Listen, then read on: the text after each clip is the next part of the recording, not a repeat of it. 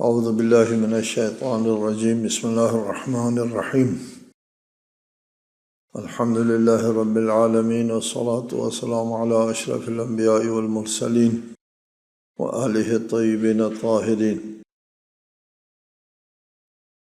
ہم آیے قربہ مودۃ القربہ کے ذیل میں گفتگو کر رہے تھے۔ اس آیت کے سلسلے میں کئی ایک تفاسیر ہیں، اس کا ذکر پہلے ہو گیا۔ تیسری تفسیر یہ ہے کہ آیت کا مخاطب اہل ایمان ہے اور آیت مدنی ہے۔ پہلے بتایا آپ کو یہ آیت اگرچہ سورہ مکی ہے لیکن آیت مدنی ہے۔ قرآن مجید میں ایسی مثالیں بہت زیادہ ہیں۔ یہ سورہ مکی ہے لیکن آیت مدنی۔ اس کے تحت اس کا مخاطب اہل ایمان ہے۔ اہل شرک اس کا مخاطب ہو نہیں سکتا۔ یہ نہیں ہو سکتا کہ مشرکین سے کہا جائے قُلْ لَا أَسْأَلُكُمْ عَلَيْهِ اجراً الا المودۃ فی القربہ۔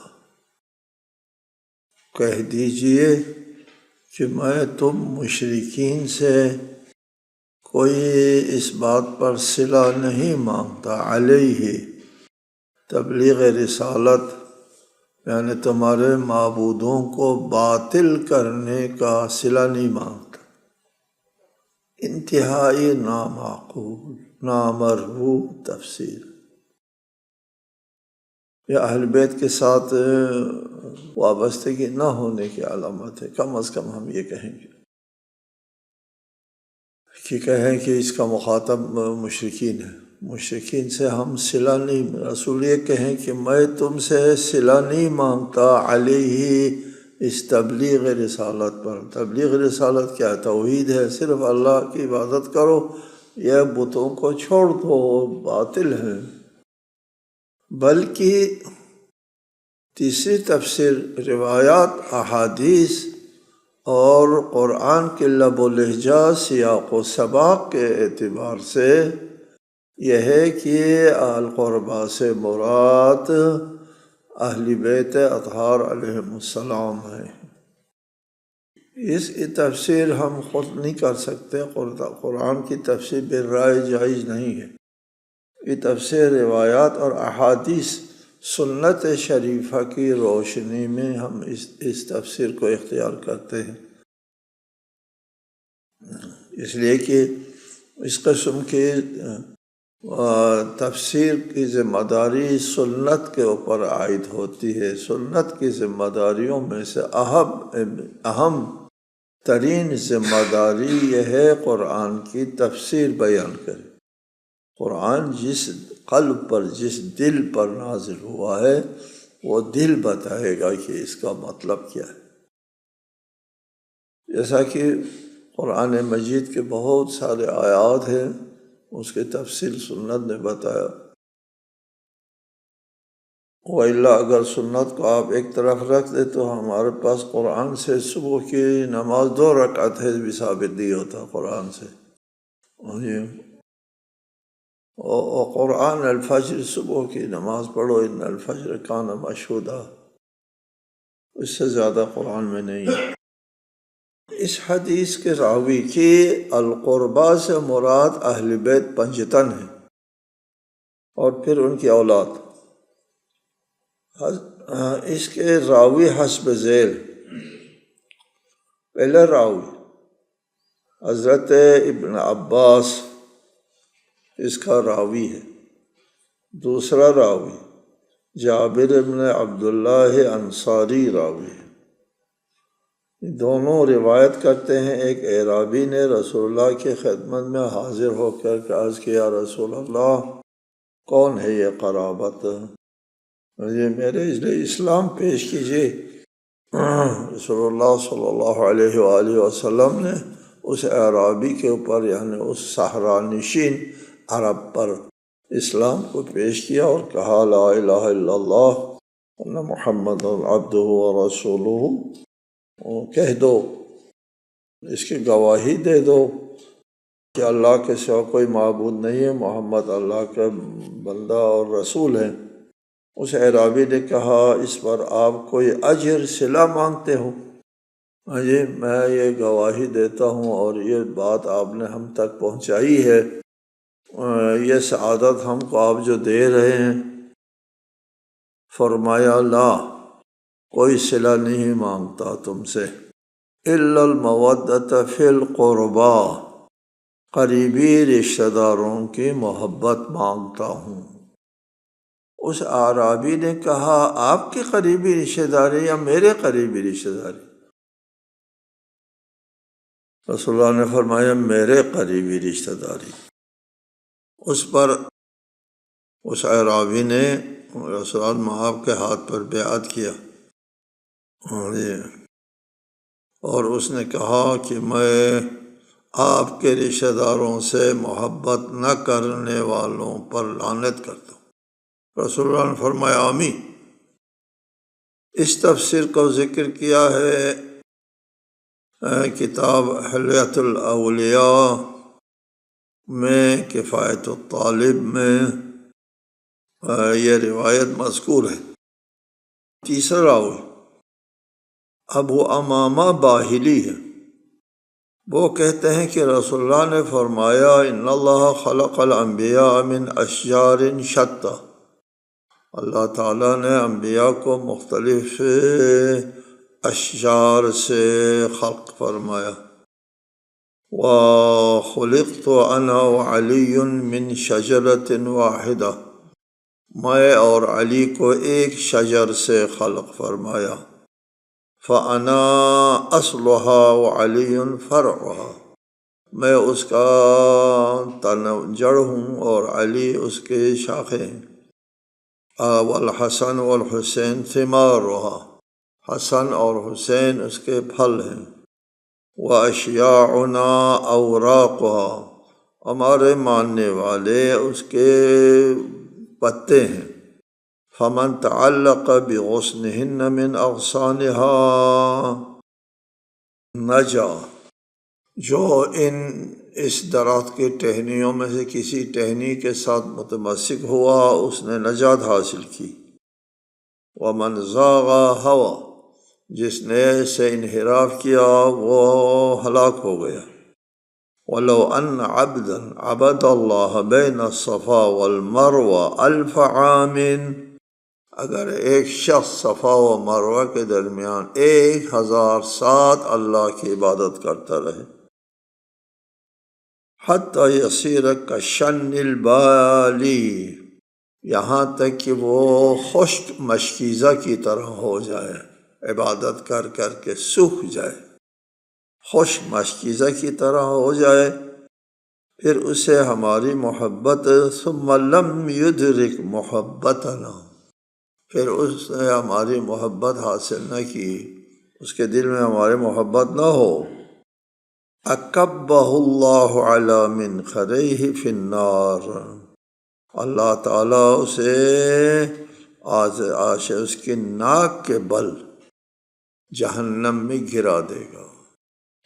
علی منخریہ، ناک کے بل جہنم میں گرائے گا۔ ثم، پھر رسول اللہ صلی اللہ علیہ وآلہ وسلم نے تلاوت فرمائی قل لا اسألکم علیہ اجرا الا المودۃ فی القربى۔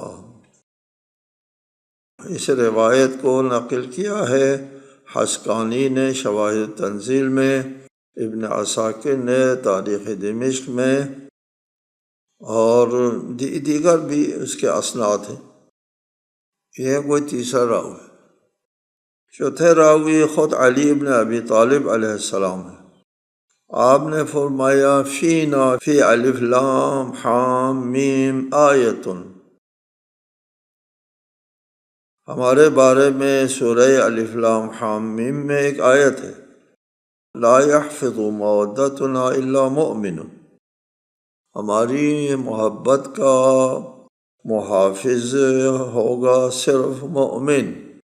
ثم قرأ، پھر تلاوت فرمائی، قل لا اسألکم علیہ اجرا الا المودۃ فی القربہ۔ اس روایت کو بھی حسکانی نے شواہد التنزیل میں، ابن مردویہ نے، سیوطی نے جمع الجوامع میں اس حدیث کو نقل کیا ہے۔ اس قسم کی روایت کو ابو نعیم نے تاریخ اصفہان، صواعق محرقہ میں، کنز العمال میں بھی یہ روایت مذکور ہے۔ پانچویں راوی خود امام حسن علیہ السلام ہے۔ حضرت امیر المومنین علی علیہ السلام کی شہادت کے بعد حضرت امام حسن نے ایک خطبے میں ارشاد فرمایا، وَإِنَّا مِنْ أَهْلِ الْبَيْتِ الَّذِينَ افْتَرَضَ اللَّهُ عَزَّ وَجَلَّ مَوَدَّتَهُمْ وَوِلَايَتَهُمْ، فقال فيما انزل على محمد صلی اللہ علیہ وآلہ۔ امام حسن فرماتے ہیں ہمارے بارے میں اللہ تعالیٰ نے ہمارے مودت و محبت کو واجب قرار دیا ہے، اور ہمارے بارے میں یہ آیت نازل فرمائی ہے، قل لا اسألکم علیہ اجرا الا المودۃ فی القربہ۔ امام حسن مجتبی علیہ السلام یہ ارشاد فرماتے ہیں، امام حسن ارشاد فرماتے ہیں، تو یہ شیعی روایت نہیں ہے جی، کیونکہ اس کا یہ روایت درج ہے مستدرک حاکم، مجمع الزوائد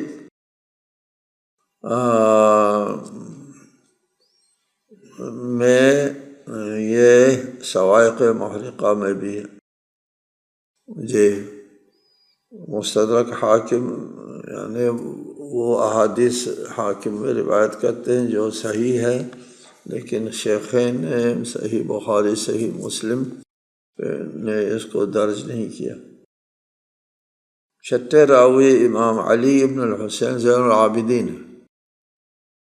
جب آپ کو اسیر بنا کر کے شام لایا گیا تو ایک شامی نے کہا، الحمدللہ الذی قتلکم واستأصلکم وقطع قرن الفتنہ۔ حمد ہو اس ذات کے لیے جس نے تمہیں قتل کیا اور تباہ کر دیا اور فتنے کا سلسلہ کاٹ دیا۔ امام کو دیکھ کر، چونکہ یہ مشہور کیا گیا تھا نا کہ خارجی وقت کے خلیفہ کے اوپر جو خروج کرنے والے لوگوں کا یہ اسیر۔ اس پر امام نے فرمایا، کیا تم نے قرآن پڑھا ہے؟ اس نے کہا ہاں۔ فرمایا، کیا تم الف لام حام میم پڑھا ہے؟ کہا ہاں پڑھا ہے۔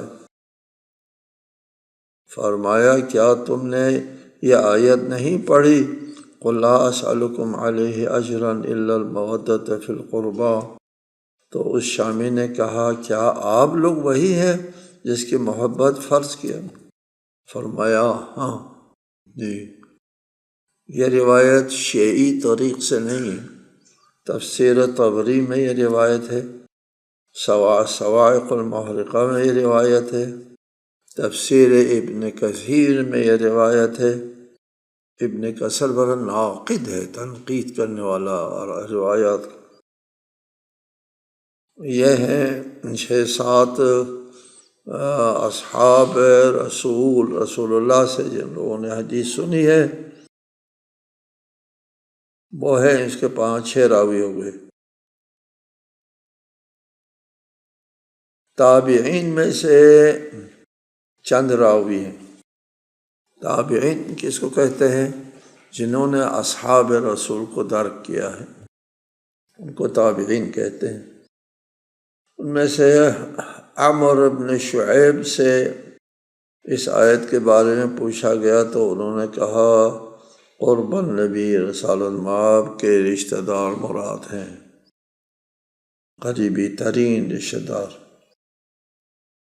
شواہد تنزیل میں ہے، تفسیر ابن کثیر میں ہے۔ اس آیت کے ذیل میں یہ عمرو بن شعیب کی روایت موجود ہے۔ سعید ابن جبیر، ان کا موقف سب کے لیے عیاں ہے کہ القربہ سے مراد نبی کے قرابت دار ہیں۔ ملاحظہ ہو احیاء المیت، سیوطی، شواہد التنزیل وغیرہ۔ مجاہد، جلال الدین سیوطی نے الدر المنصور میں اس آیت کے ذیل میں مجاہد کا یہ موقف بیان کیا ہے۔ یہ آگے حافظین احادیث کا ایک فہرست ہے، 30-40 علماء کی فہرست ہم نے یہاں نقل کی ہے۔ ان سب کا یہاں ہم ذکر نہیں کر سکتے، وہ من قرابت هؤلاء الذین وجبت مودتهم۔ ابن کثیر نے ایک روایت کی ہے، اس میں پوچھا ہے رسول اللہ سے۔ ابن کثیر بہت بڑے ناقد ہے، تنقید کرنے والا، اور ائمہ اہل بیت کے بارے میں جو فضائل ہیں اس سلسلے میں ابن کثیر کو بہت زیادہ تحفظات ہوتا ہے، اور لیکن پھر بھی ذکر کیا ہے کہ آپ کے قرابت دار کون ہیں جن کی مودت ہم پر واجب ہے، تو رسول اللہ نے فرمایا وہ فاطمہ اور ان کے دونوں فرزند ہیں۔ علی کا ذکر نہیں کیا ادھر۔ اب ہم آتے ہیں، یہ تیسری تفسیر ہے اس آیت کی۔ پہلی تفسیر، دوسری تفسیر آپ کے سامنے رکھ دیا کہ وہ انتہائی نامعقول ہے، کہ قرابت دار سے مراد جو ہے رسول اللہ سے قریش کی قرابت داری ہے، اور قریش سے کہا ہے کہ میں تمہارے معبودوں کو باطل قرار دینے کا صلہ نہیں مانگتا۔ یہ کیا ہے لوگوں نے، تعجب ہے کیوں اس بات کی طرف جا سکے، وہ معلوم ہے سب کے لیے۔ یہ تفسیر جو ہے وہ اصلا قابل اعتنا نہیں ہے۔ دوسری تفسیر بھی بتایا کہ ہر شخص کے اپنے قرابت داروں کے ساتھ محبت کرو، یہ اجر رسالت ہے، وہ بھی قابل اعتنا نہیں ہے۔ اعتراض اس پر یہ ہوا ہے کہ پہلا اعتراض کہ سورہ مکی ہے، اور اس وقت حضرت زہرا کی شادی بھی نہیں ہوئی تھی، حسن و حسین پیدا بھی نہیں ہوئے تھے، اور اس وقت یہ آیت نازل ہوتی ہے، تو ابھی وہ یہ اہل بیت کے افراد موجود ہی نہیں ہیں، تو کیسے مراد ہو سکتے ہیں؟ اس کا پہلے آپ کو بتا دیا جواب۔ قرآن مجید میں ایسی مثالیں بہت ہے کہ سورہ مکی ہے، آیت مدنی ہے، اس کی مثالیں بہت ہیں۔ اس کے اگر کسی کو تفصیل کی ضرورت ہے، بعض صورتیں مدنی ہیں مگر ان کی بعض آیات مکہ میں نازل ہوئی ہے۔ تفصیل کے لیے ملاحظ ہو الاتقان فی علوم القرآن، سیوطی کی کتاب ہے، بہت مشہور معروف، لوگوں علماء کے پاس، سب کے پاس یہ کتاب موجود ہوتی ہے، ادھر دیکھ لیں۔ لغات الحدیث علامہ وحید الزمان اس میں موجود ہے، اور یہ سب کے لیے معلوم و مشہود ہے کہ سورہ کے مکی ہونے سے آیت کا مکی ہونا ثابت نہیں ہوتا۔ چنانچہ یہ تو ایک کلی بات ہو گئی نا، پہلے بہت سی مثالیں ہیں ایسی کہ سورہ مکی ہے لیکن آیت مدنی ہے۔ اس کے علاوہ بہت سے علماء بھی ہیں جنہوں نے فرمایا ہے کہ یہ آیت مدنی ہے، ان میں سے قرطبی ہے اپنی تفسیر میں، نیشابوری نے اپنی تفسیر میں، خازن نے اپنی تفسیر میں، شوکانی نے فتح القدیر میں، اور سب نے ابن عباس اور قتادہ سے روایت کی ہے کہ سورہ شورى مکی ہے سوائے 4 آیات کے۔ یہ 4 آیات مکی نہیں ہے، وہ 4 آیات جو ہے قُلْ لَا أَسْأَلُكُمْ عَلَيْهِ أَجْرًا إِلَّا الْمَوَدَّةَ فِي الْقُرْبَى سے شروع ہوتی ہے، یا آگے 4 آیات تک جو ہے وہ مدنی ہے۔ یہ پہلا اعتراض اس کا جواب ہو گیا کہ یہ علماء کی تصریح بھی موجود ہے کہ یہ آیت مکی نہیں ہے، یہ آیت مدنی ہے۔ دوسرا اعتراض، یہ اعتراض تفہیم القرآن کے مؤلف کو زیادہ پسند ہے، اور وہ اس اعتراض کو سب سے زیادہ اہم قرار دیتے ہیں۔ ملاحظہ ہو ان کے اپنے الفاظ میں، تفہیم القرآن جلد 4 صفحہ 501، اس پر تفہیم القرآن کے مؤلف صاحب لکھتے ہیں، اور یہ انتہائی سے بھی زیادہ تعجب کی بات ہے اور افسوس کی۔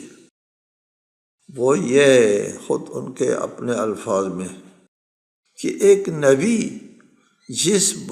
تفہیم القرآن کی عبارت ہے، ایک نبی جس بلند مقام پر کھڑا ہو کر دعوت اللہ کی پکار بلند کرتا ہے، اس مقام سے اس کار عظیم پر یہ اجر مانگنا کہ تم میرے رشتہ داروں سے محبت کرو، اتنی گری ہوئی بات ہے کہ کوئی صاحب ذوق سلیم اس کا تصور بھی نہیں کر سکتا۔ انا للہ و انا الیہ راجعون۔ کہ اللہ نے اپنے نبی کو یہ بات سکھائی ہوگی، اور نبی نے قریش میں کھڑے ہو کر یہ بات کہی ہوگی، قریش میں، ان مشرکین میں کھڑے ہو جی، یہ اخلاق سے گھری ہوئی بات ہے جی، اور صاحب ذوق سلیم اس کا تصور بھی نہیں کر سکتا کہ میں نے یہ جو خدمت انجام دیے ہیں، اس خدمت کے صلے میں میرے بچوں سے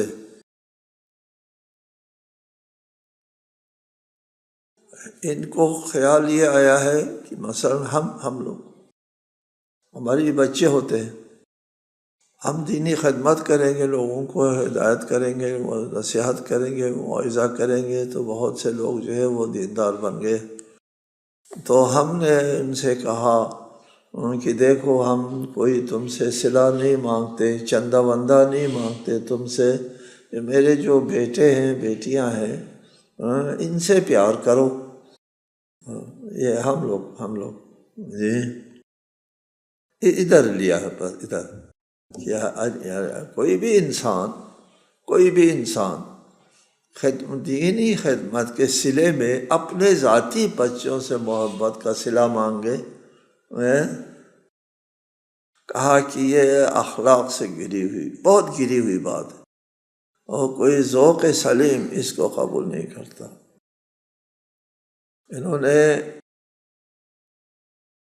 لیکن ہم آپ کو انبیاء کا ذوق سلیم بتائیں گے، جی انبیاء کا، اور ہم نے لکھا بھی یہاں انتہائی گستاخی اور جسارت ہے نبی اور اولاد نبی کی شان میں کسی کی نبی کا اپنے اولاد کے بارے میں اس قسم کا موقف اختیار کرنا اتنی گری ہوئی بات ہے کہ کوئی صاحب ذوق سلیم اس کا تصور بھی نہیں کر سکتا۔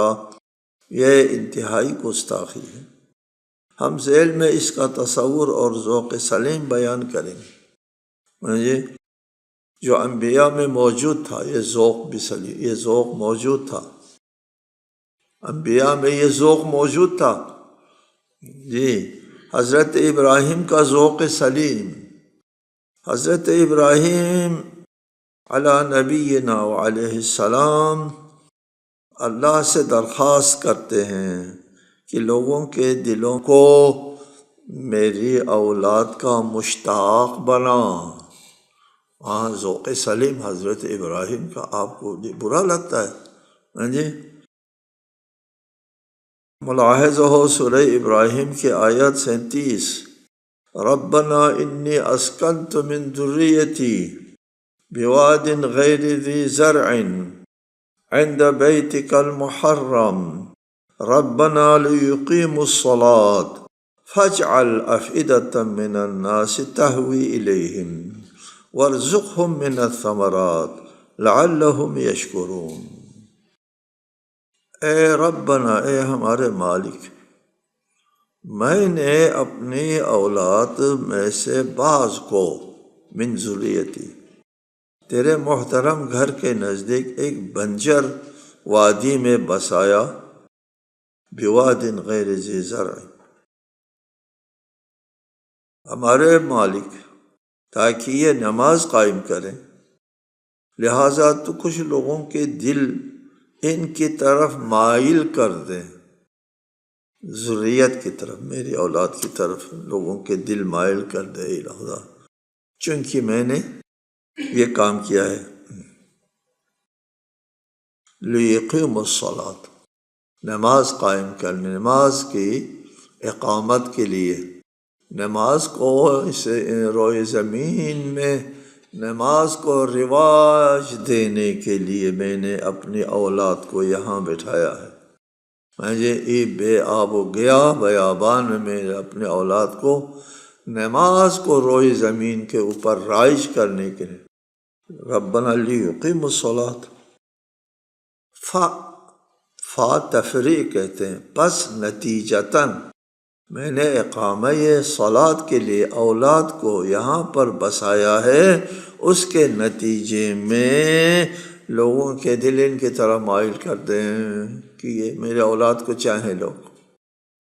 یہ حضرت ابراہیم کا ذوق سلیم ہے۔ جی،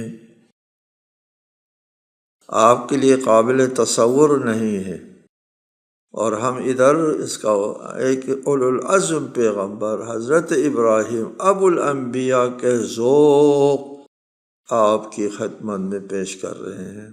صرف تہوی الیہم، ہوا کہتے ہیں نا، محبت کرنا، مائل کرنا، وارزقہم من الثمرات، ان کو پھلوں کا رزق بھی دے دیں، محبت بھی دے دیں، ورزق رزق بھی دے دیں، یہ دونوں، یہ وہ بھی اولاد کے لیے یہ دعا کی ہے، لعلہم یشکرون۔ ہم نے کہا یہاں پر اس آیت کا ترجمہ ہم تفہیم القرآن کا ترجمہ پیش کرتے ہیں۔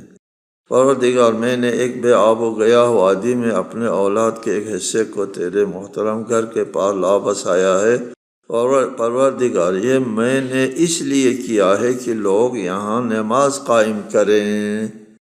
یہ ترجمہ ہے، یہ تفہیم القرآن کا ترجمہ ہے۔ لہٰذا تو لوگوں کے دلوں کو ان کا مشتاق بنا۔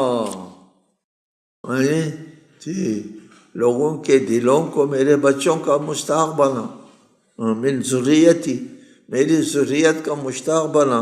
یہ حضرت ابراہیم کا ذوق سلیم، جی، اور انہیں کھانے کے پھل دے، شاید یہ شکر گزار بنے، کھانا بھی دے دے، پھل بھی دے دے، آسائش بھی ہو، دنیا بھی دے، آخرت بھی دے۔ اس پر مزید گفتگو ہم انشاءاللہ آئندہ کریں گے۔ والسلام علیکم ورحمۃ اللہ وبرکاتہ۔